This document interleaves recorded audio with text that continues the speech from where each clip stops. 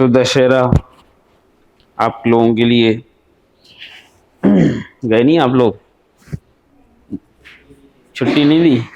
तो दशहरा की आप सबको बहुत बहुत बधाइयाँ। 2 दिन से तो पानी गिर रहा है, तो गरबा वाले बेचारे गरबा नहीं खेल पा रहे हैं, है ना। मैं देख रहा था मेरे सामने गरबा होता जहाँ मैं रहता हूँ, तो वहाँ पर रात में तो कल बहुत पानी आ रहा था, है ना। तो पानी में ही गरबा चल रहा है। मतलब खेलने का जुनून देखिए आप। छम छम चल रहा है, छम छम क्या बोले, छप छप चल रहा है ना।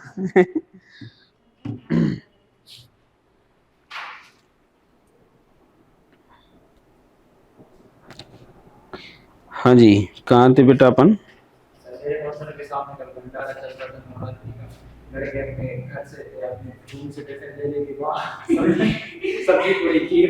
अच्छा ऐसा। हाँ तो सही बात है, वो तो भंडारा है, लीजिए। हाँ पानी गिर रहा है तो टिफिन लेके जा रहे हैं और खीर पूरी खा रहे हैं, सही है। अभी तो अब आपको बहुत सारे भंडारे मिलेंगे खाने के लिए, तो मस्त जाइए भंडारा करिए। और क्या, स्टूडेंट लाइफ में ये नहीं किया तो क्या किया, अब सब करिए। हाँ बेटा,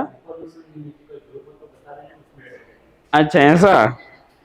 तो थोड़ा एक्सप्लोर करना पड़ता है ना, बाहर निकल के देखना पड़ता है कहाँ क्या चल रहा है।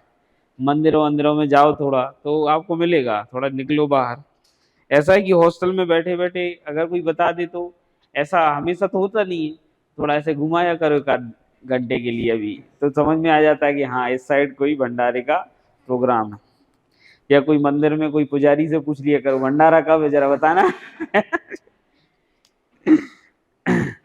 Hello hello hello hello hello hello.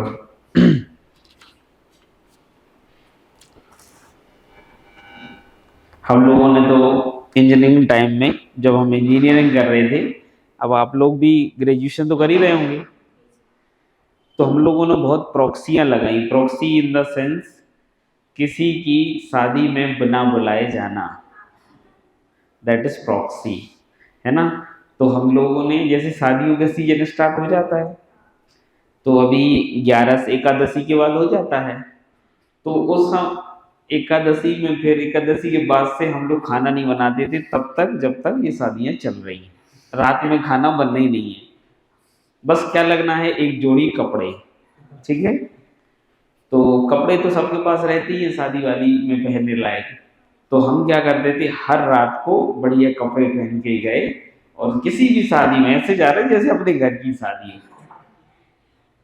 हाथ मिला के आ रहे, है ना, धन्यवाद कर रहे हैं लोगों का, बढ़िया मस्ती कर रहे हैं, मस्त खा रहे हैं आराम से। मतलब मुझे पता नहीं, 4 साल की इंजीनियरिंग थी, उस 4 साल में हमने 100 से भी ज्यादा प्रॉक्सी लगाई होगी, 100 से भी ज्यादा प्रॉक्सी।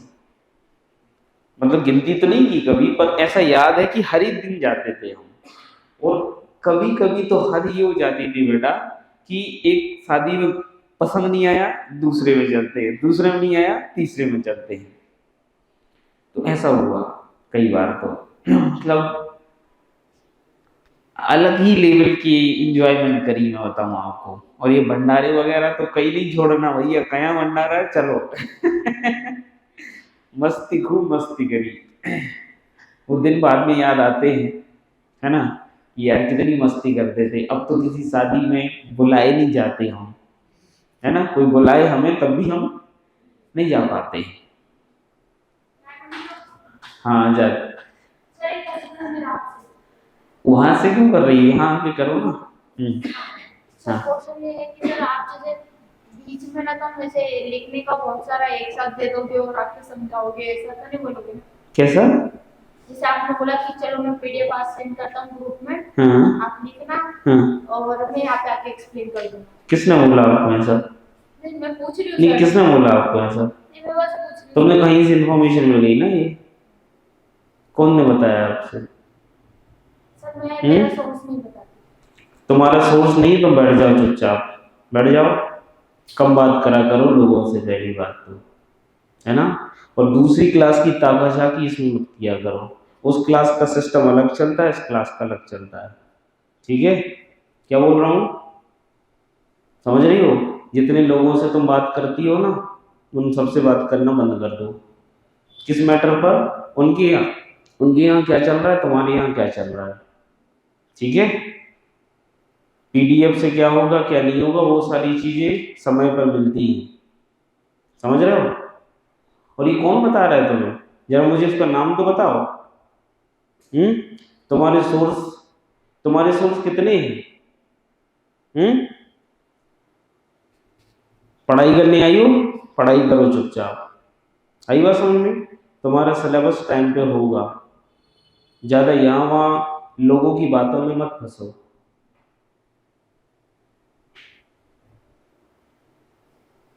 तो जो बता रहा है ना वो खुद ही पढ़ रहा होगा, याद रखना। ठीक है, पढ़ने वाले पढ़ रहे हैं। क्या हुआ है कि अभी चौथी यूनिट चल रही है क्लास में, तो बच्चे क्या है, बच्चे किसी के किसी के मतलब ये नहीं है कि मेहनत नहीं करना चाहते, मैं बताऊँ आपको। अब होता क्या है कि जब आपका सिलेबस एंडिंग पर होता है तो स्पीड आती ही है, ऑब्वियस सी बात है। तो स्पीड आई और लास्ट यूनिट चल रही है मान के चलो, ठीक है। तो सब लोग स्पीड में पढ़ाते हैं टीचर्स, ऑब्वियस सी बात है, सब पढ़ाएंगे स्पीड में क्योंकि आपको सिलेबस भी तो करना है पूरा, ठीक है। तो कुछ पीडीएफ आपको दी जाती है ताकि आप उसको लिखो, और कोचिंग आप वास्तव में लिखने नहीं आते, समझने आते हो। तो समझने वाला पार्ट जो है बेटा वो करा दिया जाता है आपको। रही बात पीडीएफ की, तो वो इसलिए दी जाती है ताकि आपको नोट्स आप घर पे उसको प्रिपेयर कर लो, और यहाँ का जो प्रिंट आउट मटेरियल है वो भी दिया जाता है। और पीडीएफ वास्तव में उस प्रिंट आउट मटेरियल की ही होती है, तो वो आपके पास रहता ही है। पर आप, मैं हमेशा कहता हूँ कि आपने नोट्स तैयार होना चाहिए, तो वो नोट्स बनाने के लिए घर पे दे दिया जाता है। अब कभी कभी क्या होता है, मैंने भी दिया, उत्तम सर ने भी दे दिया, मैडम ने भी दे दिया, तो 3 दिन काम हो गए, तो बच्चों को पढ़ने का मौका नहीं मिलता, घर पे लिखना ज्यादा हो जाता है। तो बच्चे सोचते हैं कि यार हम लिख ही रहे हैं बस अकेले, क्लास में बस समझ रहे हैं। तो बेटा क्लास में समझने ही आते हो, ठीक है। और लिखने के लिए 3 यूनिट आपकी लिख कर करवाई गई है, चौथी यूनिट में कुछ कंटेंट आपको दिया गया है काय के लिए, पीडीएफ के तौर पर।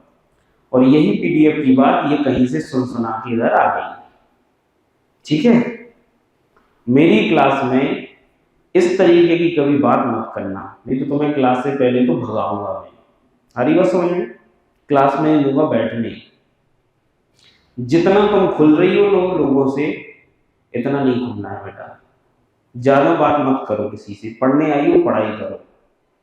वहां उस क्लास में क्या चल रहा है, तीसरी क्लास में क्या चल रहा है, चौथी क्लास में क्या चल रहा है, तुम्हें क्या करना है, इतनी पंचायत क्यों करनी है तुम्हें?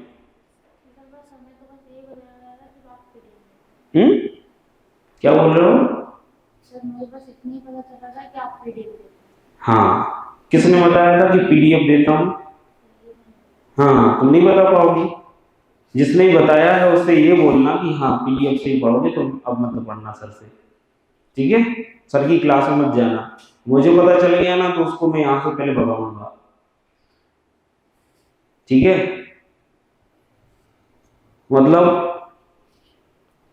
जबरदस्ती की बेतुक वाली बातें होती है ना। पहली बात तो कि पीडीएफ से मैं पीडीएफ देके पढ़ा सकता हूँ, कैसे भी पढ़ाऊं मैं, मुझे तो पढ़ाना है ना, और आपको क्या करना है, पढ़ना है।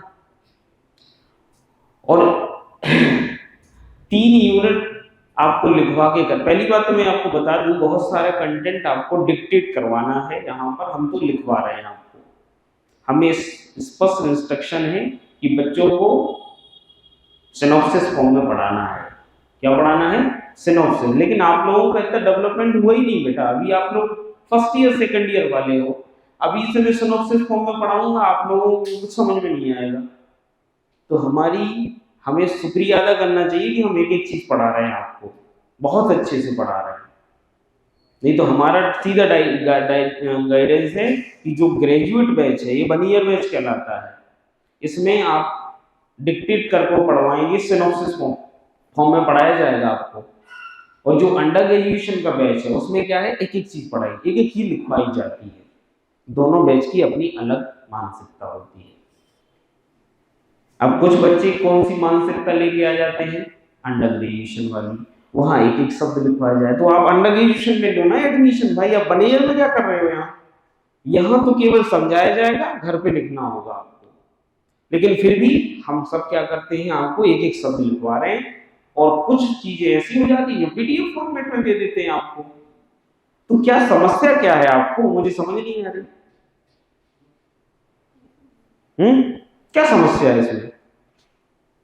कोई समस्या नहीं होती, पढ़ने वाले को भी समस्या नहीं है। पढ़ने वाले को कंटेंट चाहिए बेटा, है ना। और जो ग्रेजुएट बैच में बैठा हो उसको कंटेंट चाहिए, उसको नहीं मतलब एक एक चीज सब लिखवाएं। और अगर ऐसा आपको करना है तो अंडर ग्रेजुएशन बैठ में 3 साल का समय है, आप वहां बैठिए, एक एक चीज हाथ से लिखवाई जाएगी, पकड़ पकड़ के ऐसे लिखवाई जाएगी, हाथ से लिखे वहां। तो लिखवाई तो ऐसे ही जाती है बेटा, पढ़ाया ऐसे ही जाता, तभी सिलेबस समय पर हो पाता है। क्योंकि आपका टाइम ड्यूरेशन कितना है, 1.5 साल का दिया होगा ना संस्थान ने। तो 1.5 साल में इतना भारी भरकम सब्जेक्ट कैसे हो जाएगा, कैसे हो जाएगा? दूसरे लेक्चर्स भी लगने हैं भाई। और ये अननेसेसरी टॉकिंग अपनी क्लास में होनी नहीं चाहिए। किसी दूसरे क्लास की टॉकिंग इस क्लास में क्यों होनी चाहिए? हमारी क्लास हम अपने हिसाब से चलाएंगे। समझे? तो ये टॉकिंग और किसी भी प्रकार की कहीं की भी बात बिल्कुल मत सुनो किसी की, अगर आपको प्रॉपर अपनी पढ़ाई करनी है तो। आ रही बात समझ में? आपका सिलेबस ना हो तो बताना, आपको कोई चीज समझ में ना आए तो बताना। बात तो इतनी है ना, चौथी पांचवी बात ही नहीं है कि भाई पीडीएफ है फलाना ढिकाना, ये सब साइड की बातें हैं यार। और तुम मुझे कितना जानती हो अभी, और वो व्यक्ति जो तुम्हें ज्ञान देके चला गया वो कितना जानता है मुझे अभी।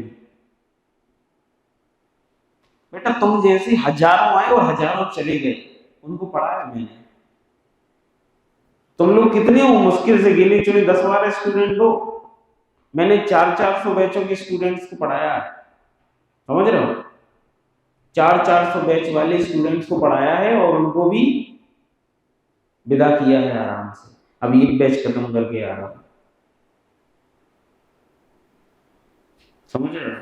तो बिल्कुल परेशान मत हो उस बात को लेकर, है ना। और आपको अगर कोई दिक्कत है तो पूछो आप, लेकिन ऐसा मत सर उसने ऐसा कहा था, वो बात गलत है बेटा। ये कान भरने वाली बातें मत सुनो जो कान भरते हैं आपके, ठीक है? तो श्रद्धा, आ रही कुछ बात समझ में आपको? आ रही कि नहीं आ रही? बेटा अपन क्या आए हैं, पढ़ने, पंचायत करने नहीं आए हैं ना, ठीक है। और जो तुम्हें बता दिया गया है, जो तुम्हें कुछ बता रहा है, वो ज्ञान की बातें बताता तो मैं समझता कि वो तुम्हारा दोस्त है, ठीक है। उसने मेरे बारे में क्या बता दिया तुम्हें कि सर पीडीएफ देते हैं, तो तुम बोलना उससे कितनी पीडीएफ दी। हाँ तो सुपर सीनियर से क्या बात करोगी, सर पीडीएफ देते ये बात करोगी कि ये बात करोगी कि सुपर सीनियर से तुमने क्या बात की, ये बात की सर कैसे पढ़ाते हैं। हाँ तो क्या बोला उसने, पीडीएफ देते हैं। तुमने सुपर सीनियर से बात की, उसने कहा पीडीएफ देते हैं, तो सुपर सीनियर तुम ऐसा कौन सा सुपर सीनियर हो गया यार, मतलब उसको ही को समझ में नहीं आ रही चीजें कि प्रश्न क्या है और उत्तर क्या देना है। ऐसे सुपर सीनियर से दूर रहो पहली बात, ठीक है। मेरी बात सुनो, ऐसा सुपर सीनियर तुम्हें गाइड नहीं करेगा, भ्रमित करेगा, ठीक है। और वो मेरे बारे में हो सकता ना जानता हो ढंग से, है ना। तुम्हें अगर किसी से बात करनी है तो अच्छे व्यक्ति से बात करो जो तुम्हें वो बताए कि सर समझाते क्या है, सर पढ़ाते क्या है, तरीका क्या है सर का पढ़ाने का, है ना। यार सर को पीडीएफ दे देते हैं। तो उनसे तो ये पूछना था ना कि सर समझाया नहीं था क्या पीडीएफ का, तो वो ये बता ना समझा दिया था, पीडीएफ लिखने दी थी, तो क्या समस्या थी? मेरे पास मोबाइल है और मोबाइल की बैटरी एक बार नहीं आधे घंटे में खत्म हो जाती है, तो मैं कहाँ से लिखूंगी पीडीएफ? देखो बेटा, एक बात बता दूं, यहां पर अगर तुम 21वीं सदी में 2024 में ऐसी बातें करोगी तो वो अच्छी नहीं लगेगी। तुम्हारे पास मोबाइल नहीं है, तुम्हारे पास मोबाइल की 1 घंटे की बैटरी है, वो बैटरी नहीं लगा सकती हो, तुम नहीं लगा सकती क्या? संस्थान में आने के लिए तुमने 80,000 रुपए खर्च किए, तुम 300 रुपए की बैटरी नहीं ले सकती, ऐसी बातें कर रही हो। बताओ मुझे, ये बातें शोभा नहीं देती बेटा। हमें अगर पढ़ना है तो हम कुछ भी कर लेते हैं, स्ट्रीट लाइट में पढ़ते हैं बच्चे, और तुम 300 रुपए की बैटरी नहीं लगा पाओगी अगर तुम्हें कोई कंटेंट दिया गया है तो। और बेटा याद रखना, मोबाइल आज की जरूरत नहीं है, आज के समय में मोबाइल बहुत इंपॉर्टेंट है, सदुपयोग करो ना उसका। अब आप सोचो मोबाइल रखूंगा ही नहीं क्योंकि दुरुपयोग हो रहा है उसका, तो भाई आपकी सोच ही खराब है ना मोबाइल को रखने की। हमारे पास भी मोबाइल है, हमारे पास भी टैबलेट है, हम तो सदुपयोग करते हैं उसका। तो ये दोनों ही सोच गलत है आपकी। कंटेंट दिया जाएगा, वही सबके पास मोबाइल है, सब लिख के आएंगे, आपके पास नहीं है तो आपकी गलती है कि सर की गलती है? टेक्नोलॉजी तो सब अवेयर होना चाहिए ना टेक्नोलॉजी के प्रति, है ना। ये कोई हरकत नहीं करना मेरी क्लास में ना, ठीक है ना। उसको चुप क्यों करा रही हो तुम क्लास की मॉनिटर हो क्या? बचपना छोड़ दो, इस क्लास में बचपन ही नहीं चलेगा, है ना। श्रद्धा आई बात समझ में? क्लास में बैठने नहीं दूंगा मैं, नहीं तो अपनी हरकतों को बिल्कुल सीधे साधे रखना। यहां हर एक बच्चा अपनी स्वतंत्रता के साथ बैठा है, तुम्हारी बात मानने के लिए नहीं बैठा है ना। तुम किसी को किसी प्रकार की, यहां पर मैं कुछ नहीं बोल रहा हूं उसका मतलब ये नहीं कि तुम्हें मैं डांट नहीं सकता हूं। मेरी क्लास में बच्चे मुंह नहीं बोल पाते हैं, अगर मैं ढंग से उनको समझा दूं तो।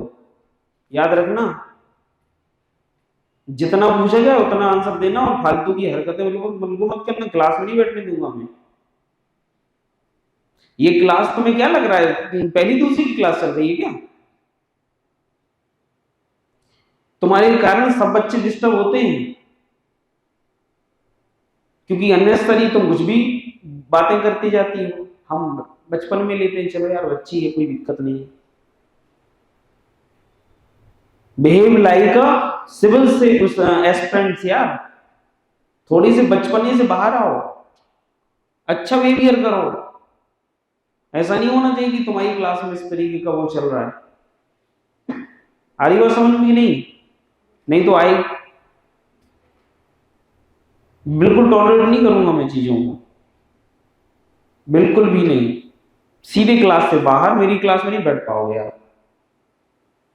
और मुझे जज करना है ना, मुझे जज करना है कि मैं कैसा पढ़ाता हूं। खैर फिलहाल तो कर ही नहीं पाओगे, तो पूछना बहुत सारे लोगों से, बाहर मार्केट में निकल जाना जरा, ठीक है। पहली बात तो तुम और तुम्हारे आसपास का ग्रुप ऐसा बिल्कुल भी मत रखो जो तुम्हें डिप्रेस करता है, अच्छा रखो, ठीक है।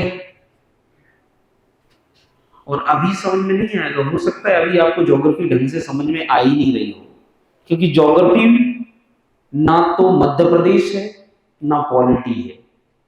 सुन लो मेरी बात, इन सब में टेक्निकलिटी नहीं है, ये सब सिंपल जीएस के सब्जेक्ट हैं, जबकि ज्योग्राफी जीएस के साथ साथ स्पेशलाइजेशन यानी एक टेक्निकल सब्जेक्ट है। और टेक्निकल सब्जेक्ट में थोड़ी सी समझ आती है, देर से आती है, पर बहुत अच्छी आती है। अगर आपको एक बार ज्योग्राफी की समझ आ गई तो फिर आपकी सारे सब्जेक्ट उसके सामने लगते ही नहीं है। आ रही बात समझ में? तो अननेसरी टॉकिंग नहीं होनी चाहिए, यहां वहां की बातें नहीं चाहिए, अपना काम है पढ़ना पढ़ाना बस। आ रही बात समझ में बेटा? अच्छा,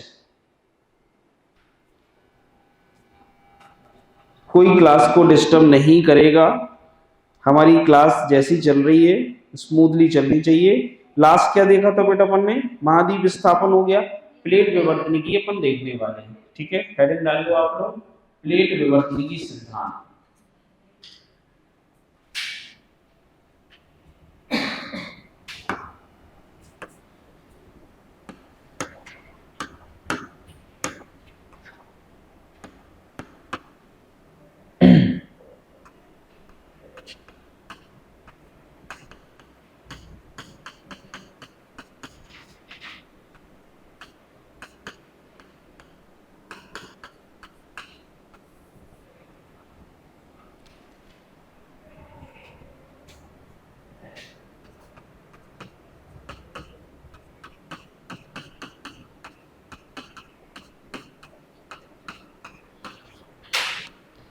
प्लेट टेक्टोनिक थ्योरी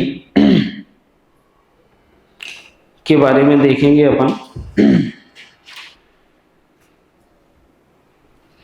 कल की क्लास में मैंने आपको बताया था कि ये जो थ्योरी है बेटा, बाकी के जो हमारे दो सिद्धांत है, चाहे महाद्वीपीय विस्थापन हो, चाहे कौन सा हो बेटा, महाद्वीपीय विस्थापन हो या कोवर का भूसंगति हो, दोनों ही सिद्धांतों की कमियों को क्या करती है, ये दूर करती है।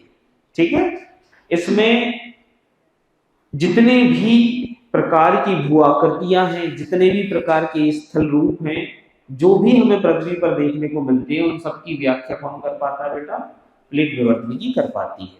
ठीक है, अब प्लेट विवर्तनिकी में दो शब्द हैं, अगर अपन समझने की कोशिश करें बेटा, तो एक शब्द है प्लेट और एक शब्द है क्या बेटा, विवर्तनिकी। तो पहला तो इन शब्दों को समझो आप कि प्लेट क्या है और विवर्तनिकी क्या है। प्लेट का मतलब होता है हमारी पृथ्वी के दृढ़ भूखंड।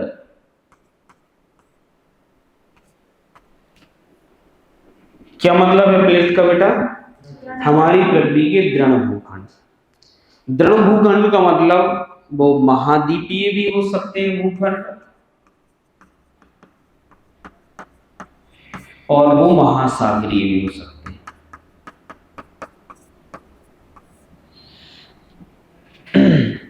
यानी हम बात कर रहे हैं दृढ़ भूखंड मतलब क्रस्ट की बात कर रहे हैं, या आप ऐसा मान लो स्थल मंडल की बात कर रहे हैं।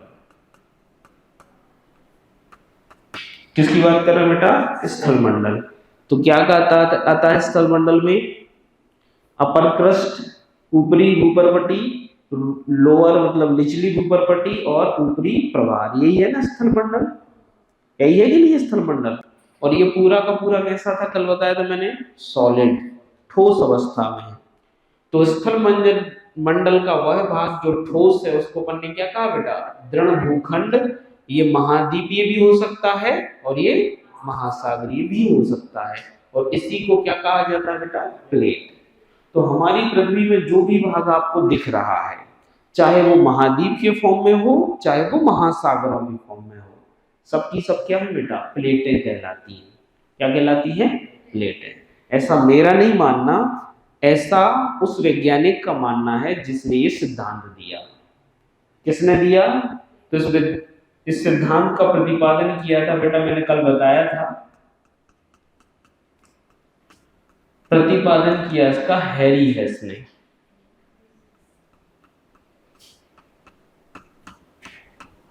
हैरी हेस ने प्रतिपादन की है और इसकी व्याख्या जो की है वो करी है मॉर्गन।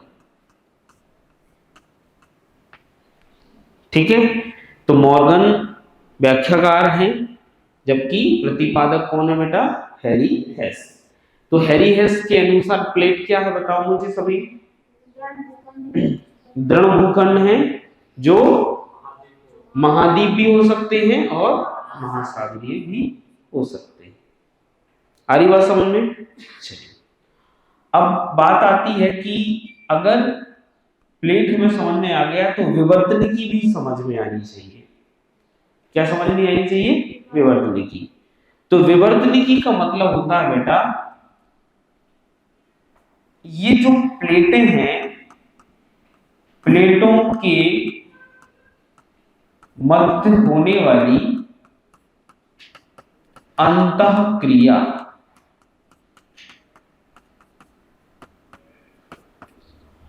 प्लेटों के मध्य, प्लेटों लिखेंगे अपन, प्लेटों, तो प्लेटों के मध्य होने वाली अंतःक्रिया को क्या कहते हैं बेटा, हम विवर्तनिकी कहते हैं। अब शब्द समझ में नहीं आ रहा, अंतःक्रिया का क्या मतलब है, तो समझिए जरा कि मान के चलिए ये एक प्लेट है बेटा, ठीक है, और ये वाली एक प्लेट है। अब इनमें अंतःक्रिया का मतलब है, मान के चलो दो प्लेटें एक दूसरे के पास में आए, ऐसा हो सकता है। जब पास में आएंगी तो क्या होगा बेटा, आपस में टकराएंगी, टकराएंगी कि नहीं। तो जनरली होता है कि जो भारी प्लेट होती है वो हल्की प्लेट की कहां चली जाती है, नीचे चली जाती है। तो जो ज्यादा भारी प्लेट है वो हल्की प्लेट के कहां चली गई बेटा, नीचे चली गई, यानी इसका हो जाता है क्षेपण। क्षेपण मतलब सबडक्शन, अंदर चली जाती है।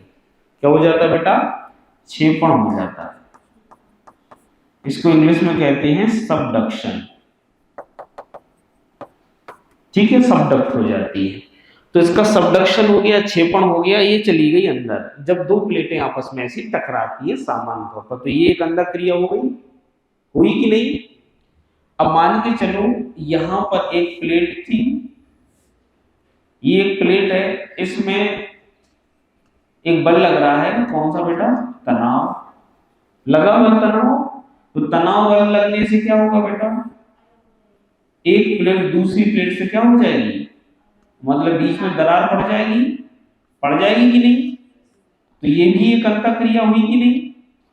कौन सी अंतःक्रिया, दो प्लेट एक दूसरे के विपरीत जा रही है। तो दो प्लेट एक दूसरे के विपरीत भी जा सकती है, ये भी अंतःक्रिया है।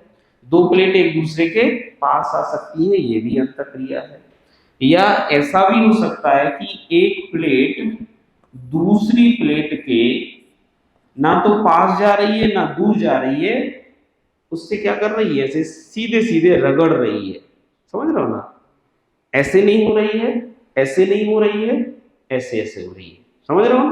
तो क्या हो रहा है, ये वास्तव में दो प्लेटों के मध्य रगड़ हो रही है, समानांतर मूवमेंट हो रहा है। आई बात समझ में। दो प्लेटों का ना तो आपस में पास आना हो रहा है ना दूर जाना हो रहा, बस एक दूसरे के साथ साथ चल रही है, इसलिए रगड़ खा रही है। आ रही बात समझ में। तो ये भी एक अंतःक्रिया है। तो कितनी प्रकार की अंतःक्रिया होती है, तीन। पास में आना, दूर जाना, और आपस में समानांतर गति करना। ठीक है। तो ऐसी जब क्रियाएं होती हैं प्लेटों में, तो इसी को क्या कह देते हैं बेटा, विवर्तनिकी। और इन विवर्तन की क्रियाओं से बेटा पृथ्वी पर कुछ घटनाएं घटित होती हैं। क्या होती है, पृथ्वी पर कुछ घटनाएं घटित होती हैं, जैसे भूकंप आते हैं, ज्वालामुखी आते हैं, गर्तें बनती हैं, महासागरीय कटक बनते हैं, द्वीपीय चाप बनते हैं,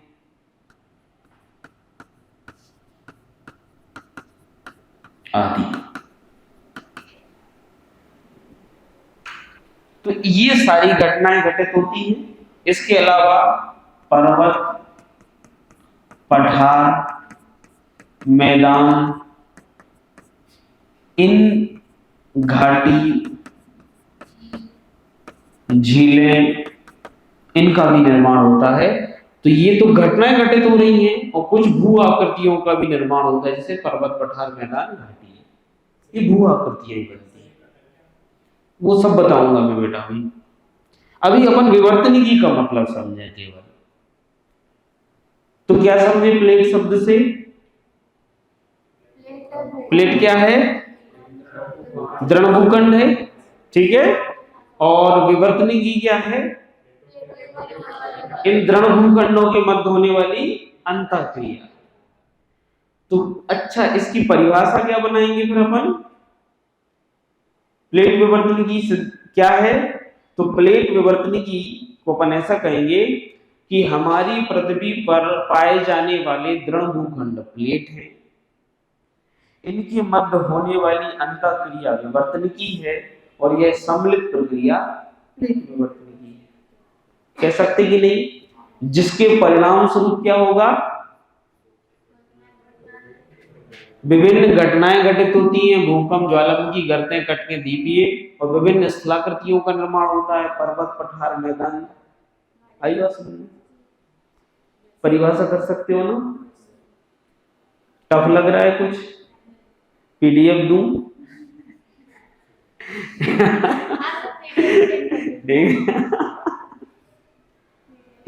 ठीक है, मैं पीडीएफ ही सेंड करूंगा। ठीक है। पता नहीं यार कहाँ कहाँ से आ जाती है इंफॉर्मेशन लेके। चलो, इसमें लिखो थोड़ा सा, फिर अपन आगे बात करेंगे। इनकी निश्चित संख्या नहीं होती बेटा, बताऊंगा मैं, पहले थोड़ा सा लिखो फिर बताता हूं। प्लेट विवर्तनिकी सिद्धांत में पहले तो आप प्लेट विवर्तनिकी का मतलब लिखें क्या होता है। तो प्लेट विवर्तनिकी सिद्धांत तो डाल दिया, तो सिद्धांत में क्या डालना पहले, अच्छा इसमें ऐसा लिख लो, सिद्धांत डाला है ना तो इसमें लिखो प्रतिपादन। प्रतिपादन कब हुआ, प्रतिपादन कब हुआ, तो इसका हुआ है 1960 में, 1960 में। किसने किया था बेटा, हैरी हेस ने। व्याख्या की मॉर्गन ने 1967 में, ऐसा लिख लो तो आपको याद रहेगा। प्रतिपादन हुआ 1960 में। प्रतिपादक हैं, प्रतिपादक लिख लो यहाँ पर, प्रतिपादक हैं हैरी हेस, और व्याख्याकार हैं मॉर्गन 1967 में। ठीक है, अब लिख लो प्लेट विवर्तनिकी का मतलब क्या है, वो परिभाषा लिख लो, ये आ जाती है परिभाषा 2 मार्कर में। तो लिख लो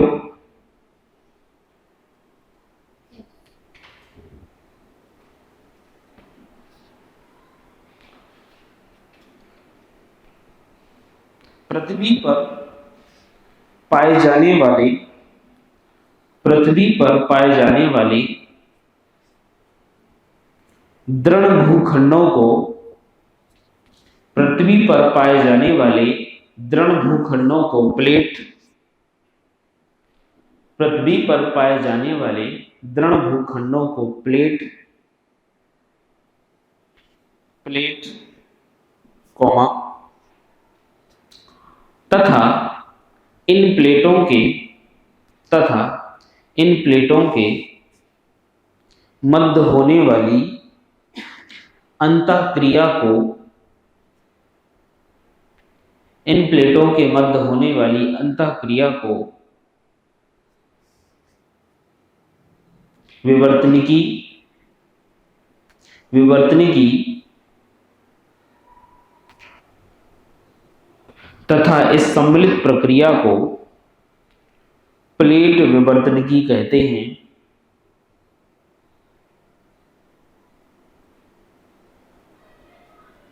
प्लेट विवर्तनिकी कहते हैं।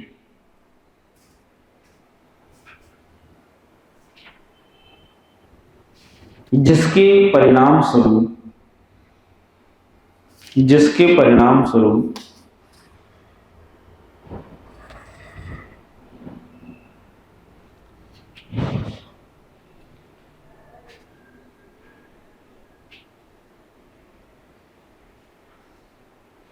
विभिन्न घटनाएं, विभिन्न घटनाएं जैसे भूकंप, ज्वालामुखी, भूकंप, ज्वालामुखी,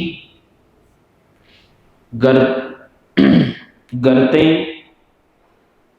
कटक, महासागरीय कटक कहते हैं इनको, महासागरीय कटक, दीपीय चाप, महासागरीय कटक, दीपीय चाप आदि घटित होती हैं, घटित होती हैं। साथ ही पर्वत, पठार, मैदान, घाटी आदि भू आकृतियों का या आदि स्थलाकृतियों का निर्माण होता है, आदि स्थलाकृतियों का निर्माण होता है।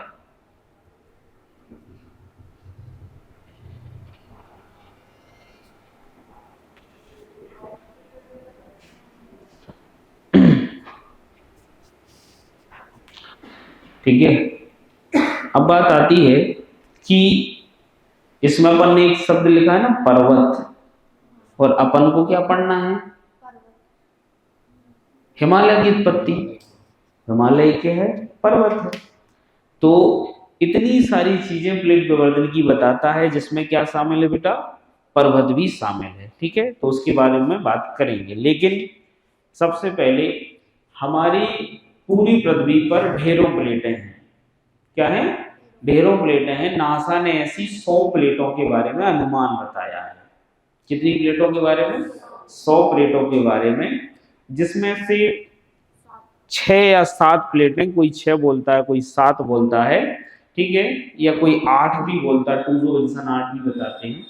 तो अलग अलग वैज्ञानिकों ने अलग अलग हिसाब से कहा है कि हमारी पृथ्वी पर 6 बहुत बड़ी बड़ी प्लेटें हैं। कितनी बेटा? 6 मान लेते हैं अपन। उत्तर और दक्षिण अमेरिकी एक प्लेट, ठीक है, दूसरी यूरेशिया प्लेट, तीसरी अफ्रीकी प्लेट, चौथी भारत ऑस्ट्रेलिया न्यूजीलैंड प्लेट, एक ही प्लेट है ना, पांचवी अंटार्कटिक प्लेट, और छठवीं प्रशांत महासागरीय प्लेट। कितनी हो गई? 6 बड़ी प्लेटें। कौन कौन सी देखो, इसमें महाद्वीपीय कौन कौन सी हैं? जैसे मैं कह रहा हूं, उत्तर एवं दक्षिण अमेरिका एक प्लेट है, दूसरी प्लेट है यूरेशिया, इसको यूरेशियाई कहते हैं,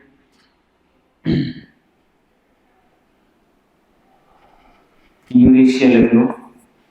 तीसरा है भारत ऑस्ट्रेलिया,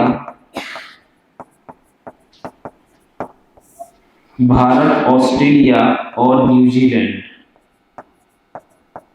ये एक मिश्रित प्लेट का उदाहरण है, मिश्रित है ये, मतलब महाद्वीपीय और महासागरीय दोनों है। और चौथी प्लेट है अंटार्कटिक,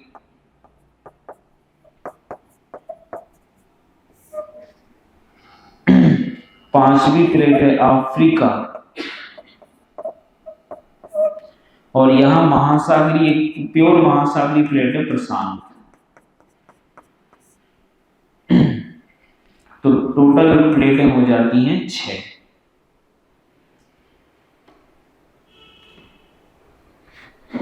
ये बिग प्लेटें हैं, बड़ी प्लेटें हैं।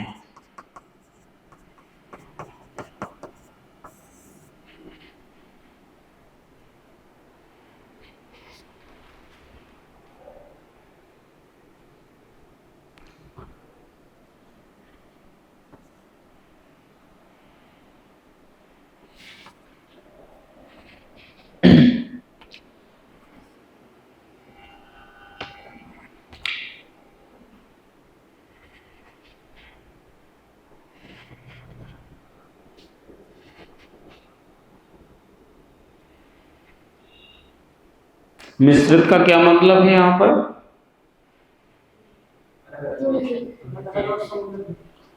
मिश्रित का मतलब है ये महासागरीय और महाद्वीपीय दोनों है। कुछ भाग महाद्वीपीय है, कुछ भाग महासागरीय। जैसे भारत का पेनिसुलर वाला भाग क्या है? महाद्वीपीय। इंडियन ओशन वाला भाग महासागरीय। ऑस्ट्रेलिया और न्यूजीलैंड के भाग महाद्वीपीय। तो पूरी प्लेट कैसी है? महासागर और महाद्वीप में बटी हुई है। एक ही प्लेट मानी गई है वो, इतनी बड़ी। सर कल आप बता रहे थे अफ्रीका से अलग होकर ऑस्ट्रेलिया इधर गया और भारत उत्तर की हो गया। मैंने बैगनर की पढ़ाई थी, प्लेट की बात नहीं की थी। बैगनर ने कहा है महाद्वीपों का विस्थापन हुआ, प्लेट तो बताया नहीं ना बैगनर ने, इसलिए तो कहा ना उसको इससे मत जोड़ना, वो बात बिल्कुल अलग है। बैगनर की कोई भी बात यहाँ लागू नहीं होगी, प्लेट अलग बात होती है। प्लेट में बैगनर की बहुत सारे दृढ़ भूखंड आ जाएंगे। आगे बात समझ में? अच्छा, एक और बात बता दूंगा आपको। कुछ वैज्ञानिकों ने क्या करा है, उत्तर अमेरिका और दक्षिण अमेरिका को अलग अलग प्लेटें माना है। तो एक यहां बढ़ जाएगी, और कुछ ने भारत को और ऑस्ट्रेलिया न्यूजीलैंड को भी एक एक अलग अलग प्लेट माना है। तो एक प्लेट यहां बढ़ जाएगी, तो टोटल कितनी हो गई? 8 हो जाएंगी। तो सुन लो मेरी बात, नासा ने और जो मॉर्गन है, सॉरी हैरी है, ये 6 प्लेटें मानते हैं बड़ी, लेकिन कुछ वैज्ञानिक जो हैं वो 8 प्लेटें बताते हैं। तो इसको अलग अलग कर देते हैं, उससे क्या फर्क पड़ रहा है? प्लेट तो प्लेट है, ठीक है, आप उसको अलग अलग पढ़ लो या एक साथ पढ़ लो, क्रिया तो वही हो रही होगी, या तो पास आ रही होगी या दूर जा रही होगी या रगड़ रही होगी। आ रही हो समझ, उससे कोई दिक्कत नहीं।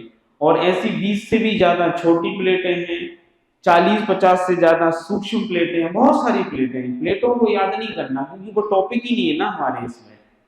हमको क्या करना है, इस सिद्धांत का सहारा लेकर हिमालय की उत्पत्ति की व्याख्या करनी, यही काम है ना अपना। तो अपन टॉपिक से बाहर नहीं जा सकते क्योंकि ये सिद्धांत भी बहुत बड़ा है, इसको सारा थोड़ी ना पढ़ना है अपन को मूल बात करनी है, लेकिन सिद्धांत भी थोड़ा सा देख लेना है क्योंकि आगे चलकर हमें प्राकृतिक आपदाएं भी पढ़नी है, उसमें बहुत सारी आपदाएं आएंगी जो प्लेट टेक्टोनिक से रिलेटेड है, ठीक है।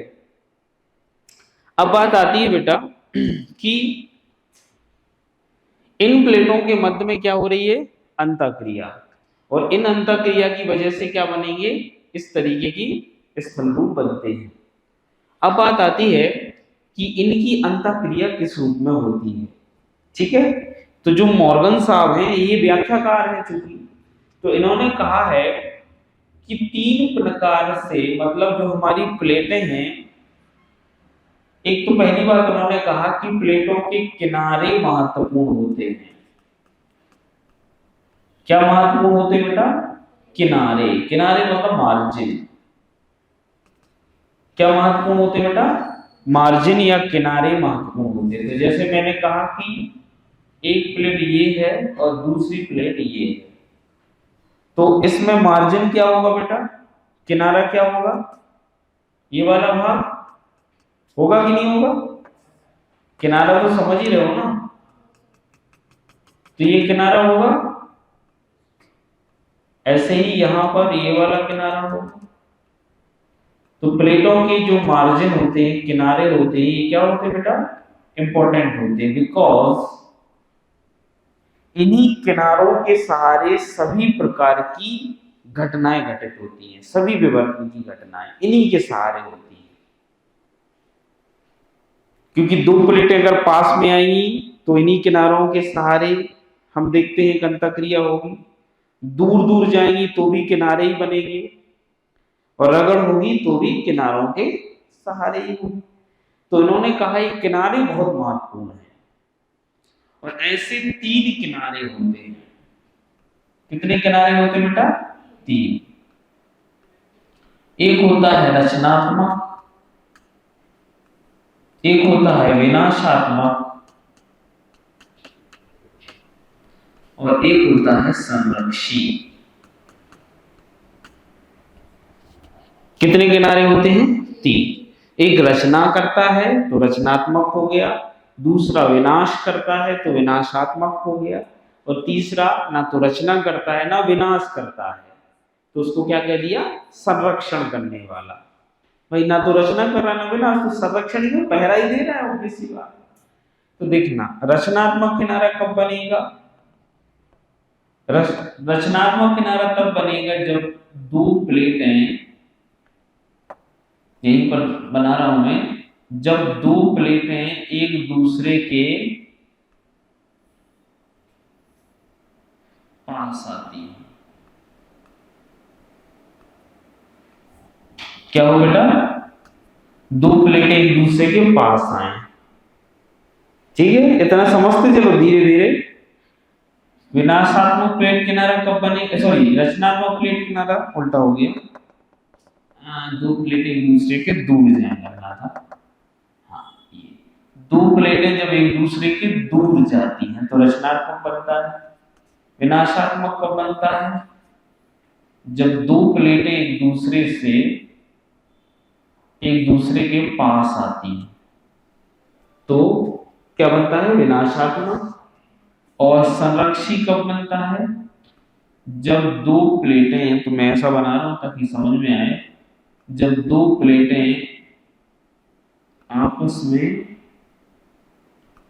खिसकती हैं एक दूसरे के समानांतर, ठीक है, तो बनता है कौन सा किनारा, संरक्षी। क्या समझ में आ रहा है, किनारे महत्वपूर्ण है, 3 प्रकार के किनारे, एक रचनात्मक, दूसरा विनाशात्मक, तीसरा संरक्षी। अब अपन समझ लेते हैं कि पर्वतों की उत्पत्ति किस प्रकार के किनारे के सहारे होती है, रचनात्मक के, विनाशात्मक के या संरक्षित। तो बेटा पर्वतों की उत्पत्ति जो है वो होती है विनाशात्मक किनारे के सहारे। किसके सहारे होते हैं? विनाशात्मक। तो हम मूल रूप से किसको देखने वाले, कौन से किनारे को? विनाशात्मक। तो यहां देख लें,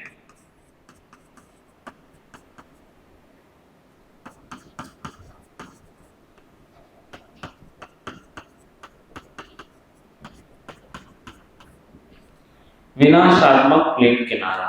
ठीक है, अब ये विनाशात्मक प्लेट किनारा क्या है, क्या बताया मैंने, कब बनेगा?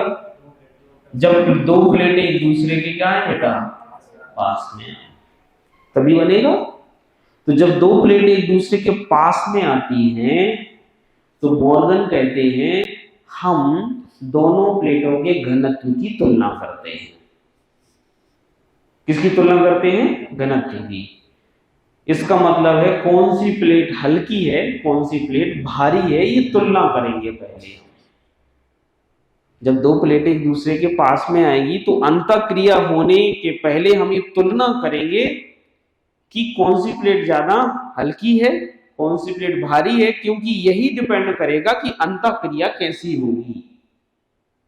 उनका घनत्व ही का या उनका भार ही बताएगा क्या, कि प्लेटों के मध्य कैसी अंतःक्रिया होगी। अगर दो प्लेटें हल्की हैं, दो प्लेटें कैसी हैं? हल्की हैं। तो दो प्लेटें जब हल्की हैं बेटा, तो ये दो प्लेटें एक दूसरे से बिल्कुल सीधी टकराएंगी। कैसे टकराएंगी? सीधी। एग्जाम्पल से सुनते जाना। एक जल में, झील में दो नाव हैं, उन नावों में कुछ भी नहीं भरा है, अकेली सिंगल सिंगल खाली नाव है, मतलब हल्की प्लेटें हो गई। नाव को क्या मानना है आपको? प्लेट मानना है, मतलब दृढ़ भूखंड मानना है। और झील को क्या मानना है आपको? प्रवार। क्या मानना है? प्रवार, वो लिक्विड वाला भाग। तो झील क्या है? हमारा दुर्बल मंडल। झील क्या है? हमारा दुर्बल मंडल। और नाव क्या है? स्थल मंडल। तो स्थल मंडल दुर्बल मंडल पर तैर रहा है, तो नाव किस पर तैर रही है? झीलों पर। अब अगर नाव कैसी है बेटा? हल्की है और एक दूसरे के पास में आकर टकराएं, तो कैसे टकराएंगी? सीधे सीधे टकराएंगी ना, सीधे सीधे।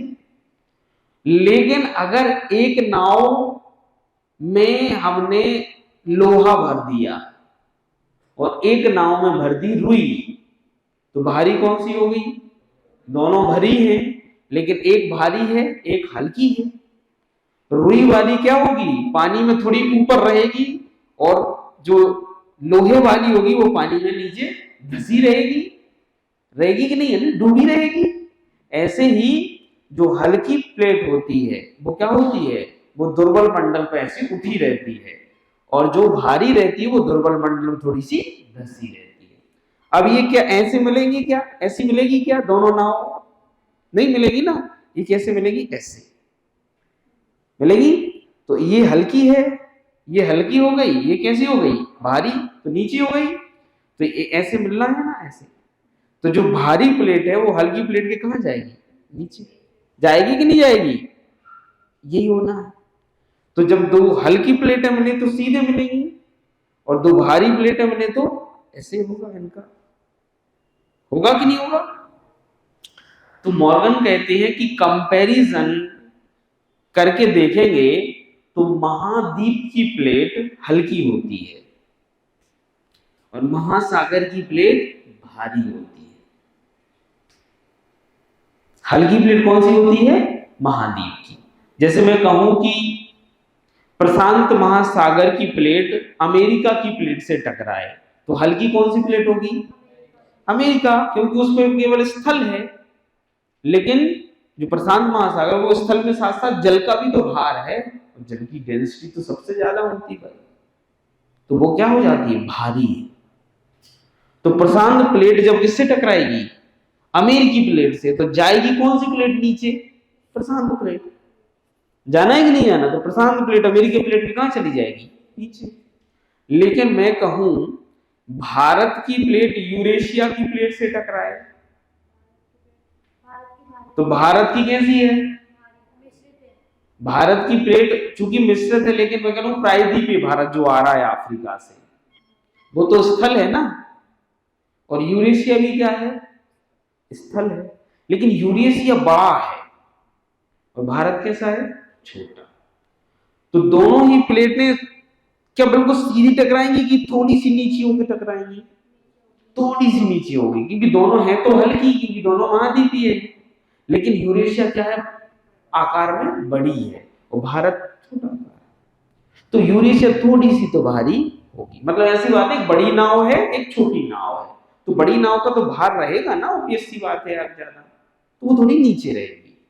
लेकिन मैं कहना क्या चाह रहा हूं कि महाद्वीप की प्लेट हल्की होती है, महासागर की प्लेट भारी। तो जब भी महाद्वीप की प्लेट टकराएंगी तो हल्कापन देखने को मिलेगा। फिर हम इसमें देखेंगे कि बड़ी कौन सी प्लेट है, लेकिन वो ज्यादा गहराई में नहीं जाएगी। क्यों? क्योंकि बहुत भारी नहीं है ना। लेकिन अगर महासागर और महासागर की टकरा जाए तो ये दोनों ही भारी है, तो ये ज्यादा अंदर चली जाएंगी।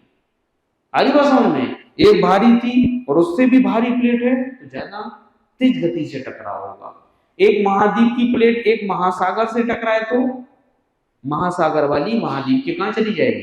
अंदर। तो तीन कंडीशन बन सकती है। कौन कौन सी? महाद्वीप टकराए, विनाशात्मक प्लेट किनारे में तीन कंडीशन ही बेटा बन सकती है। एक तो क्या? महाद्वीप की प्लेट किससे टकराए? महाद्वीप से। दूसरी कंडीशन क्या हो सकती है? महासागर से टकरा जाए। और तीसरी कंडीशन क्या बन सकती है? हाँ, महाद्वीप की प्लेट महासागर से। इससे ज्यादा कुछ कंडीशन हो ही नहीं सकती, नहीं हो सकती ना। तो समझो जरा, विनाशात्मक प्लेट किनारे में जब प्लेटें एक दूसरे के पास आती हैं तो हम देखते हैं कि प्लेटें कैसी हैं। इस प्रकृति की है, इस प्रकृति की है या इस प्रकृति की है? समझ गए? अगर वो इस प्रकृति की हुई, दोनों महाद्वीपीय हुई, तो क्या होगा? दोनों हल्की है। फिर क्या देखेंगे अपन? आकार की बड़ी है कि छोटी? अगर समान आकार की हो तो सीधी सीधी टकराएंगी, और अगर एक बड़ी एक छोटी है तो थोड़ी सी नीचे होकर टकराएंगी, लेकिन ज्यादा नीचे नहीं हो पाएंगी। तो अपन एग्जाम्पल देख लें। ये प्लेट हो गई बेटा यूरेशिया। कौन सी प्लेट हो गई? यूरेशिया। और ये प्लेट हो गई प्रायद्वीपीय भारत। समझ गए? अब बताओ भारी कौन सी प्लेट होगी? यूरेशिया होगी। और भारत की कैसी है बेटा? तो भारत और यूरेशिया प्लेट आपस में टकराएंगी तो यूरेशिया प्लेट भारत की प्लेट पे कहां जा रही है? नीचे। अब थोड़ा यहाँ ट्विस्ट है बेटा। क्या ट्विस्ट है? कुछ वैज्ञानिकों का मानना है कि हम प्रायद्वीपीय प्लेट को अलग नहीं कर सकते। किससे? ऑस्ट्रेलिया और न्यूजीलैंड की प्लेट से।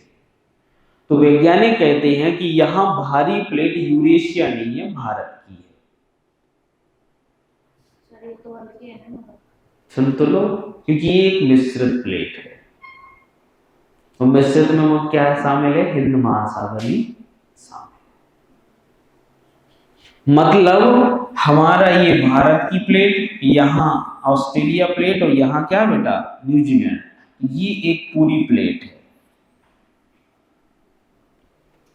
समझ रहे हो? ये पूरी प्लेट है। तो अंदर कौन जा रहा है? भारत जा रहा है। अकेले भारत को नहीं देखना। वैसे अकेले भारत को देखोगे तो भारत ऊपर आना चाहिए, लेकिन भारत चूंकि अकेला नहीं है, कौन कौन शामिल है इसमें? पूरे भाग शामिल है। इसलिए भारत कंपैरेटिवली क्या है? भारी है। तो क्षेपण किसका हो रहा है बेटा? भारत। तो आपको यहां पर ये इसलिए करके बता रहा हूं क्योंकि बेटा हम कॉन्सेप्ट गलत नहीं पढ़ रहे हैं, हम सही पढ़ रहे हैं। हल्की प्लेट ऊपर रहेगी, भारी प्लेट नीचे। लेकिन भारत एक महाद्वीपीय प्लेट अकेला नहीं है, महासागरीय प्लेट भी है। परिणाम स्वरूप भारत की प्लेट क्या है, भारी हो जाती है। अब इनमें सबडक्शन किसका होगा बेटा, भारत की प्लेट का होगा, क्षेपण किसका होगा, भारत की। तो नेक्स्ट डायग्राम में क्या अपन लिखेंगे, देखेंगे, नेक्स्ट डायग्राम ऐसा बनेगा।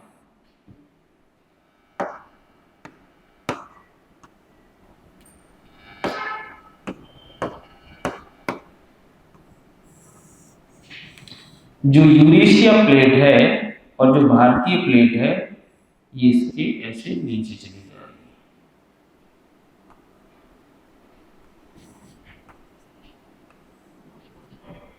ये भारतीय प्लेट थी और ये कौन सी थी बेटा, यूरेशिया। चली गई नीचे, हो गया क्या बेटा, क्षेपण। क्या हो गया बेटा, क्षेपण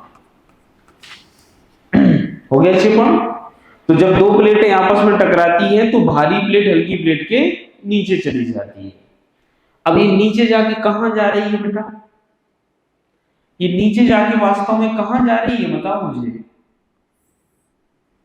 ये जा रही है बेटा दुर्बल मंडल में। कहां चली गई, और ये कौन सा मंडल था, स्थल मंडल था कि नहीं था, मुझे बताओ आप।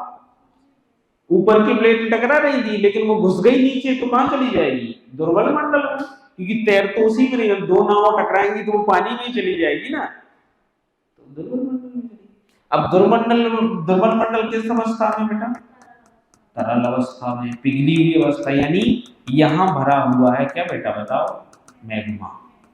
क्या भरा हुआ है, मैग्मा।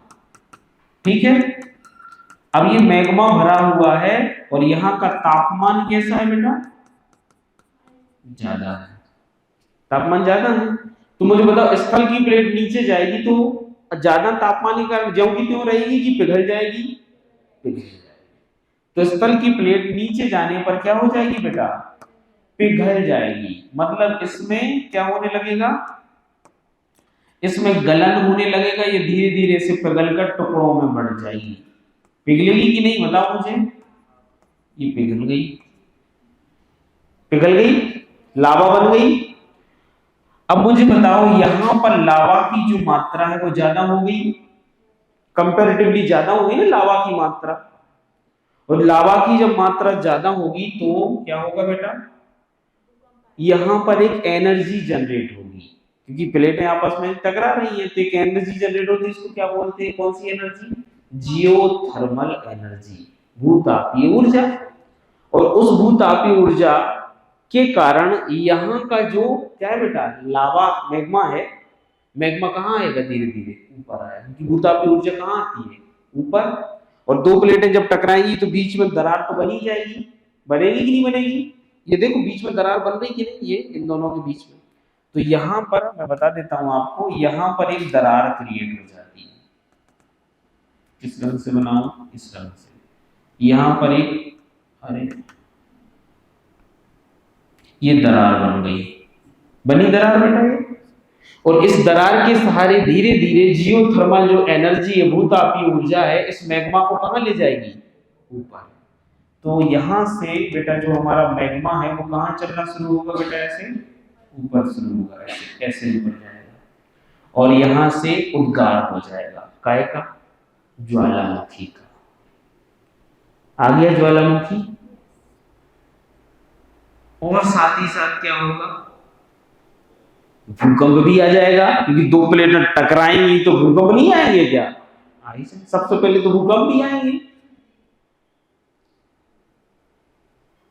आ जाएंगे कि नहीं आएंगे। और साथ ही साथ क्या होता है कि ज्वालामुखी का लावा तो ऊपर आता है, और साथ ही साथ क्या होता है बेटा, देखना जरा, इनके किनारों पर, यहाँ इनके किनारों पर यहाँ बलित पर्वतों का निर्माण हो जाता है। किसका निर्माण हो जाता है, क्योंकि वास्तव में कौन सा बल लग रहा है, संपीड़न। संपीड़न लगेगा तो धसेगा ही बहुत जोर से, ऐसे जाएगा ना बहुत जोर से, तो दबाव कहां पड़ेगा, पार्श्ववर्ती भागों पर। तो यहाँ का जो मलबा है धीरे धीरे क्या हो जाएगा,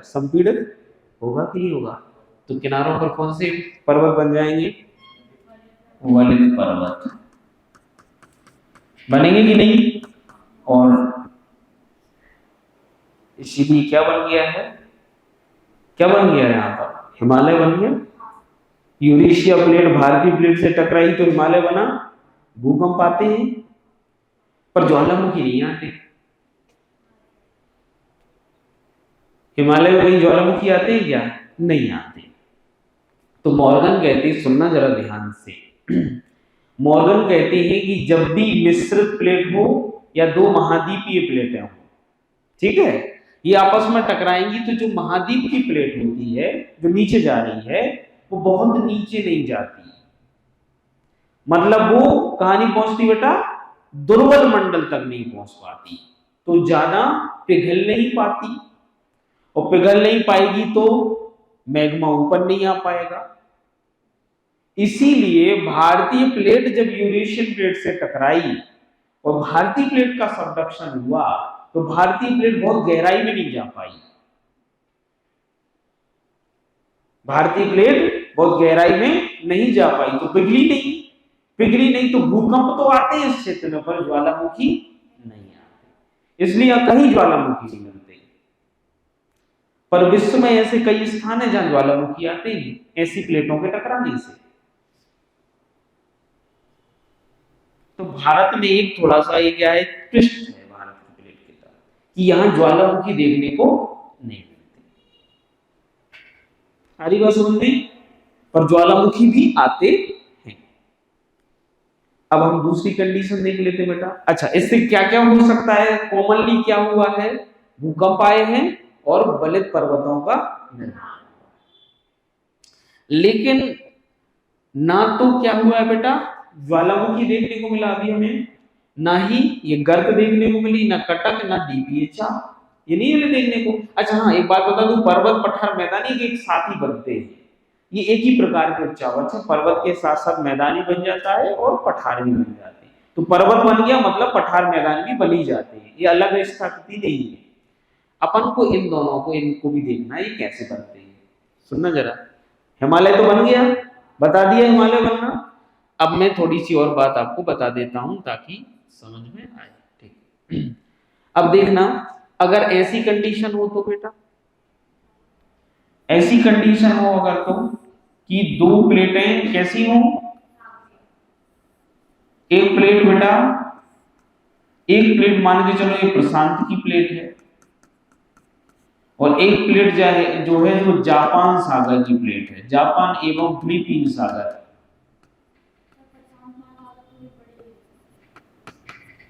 फिलीपीन सागर, दोनों ही सागरीय प्लेट है बेटा।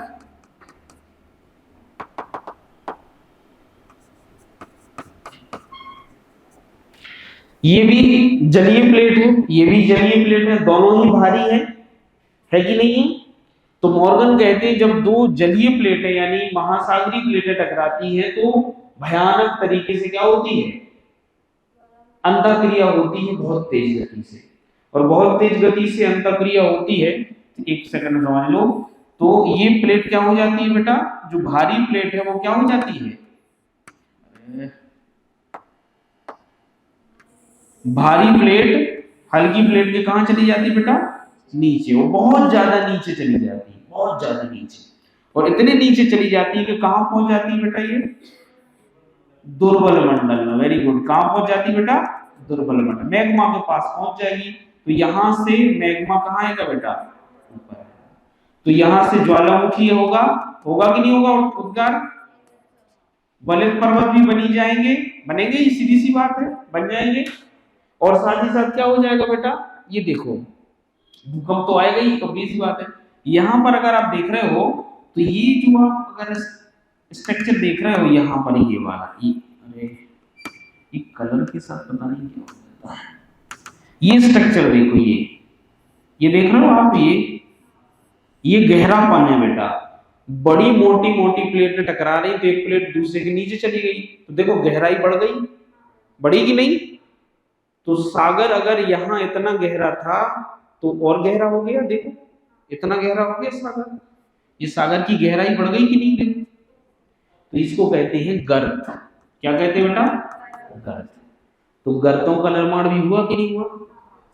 तो फिलीपीन गर्त पढ़ी है, चैलेंजर गर्त पढ़ी है आपने, मैरियाना ट्रेंच का नाम पढ़ा है, अल्यूशियन ट्रेंच का नाम पढ़ा है, कर्माडेक पढ़ा है, सुंदा पढ़ा है, कितनी सारी गर्तें हैं, ये सब ऐसी बनती है।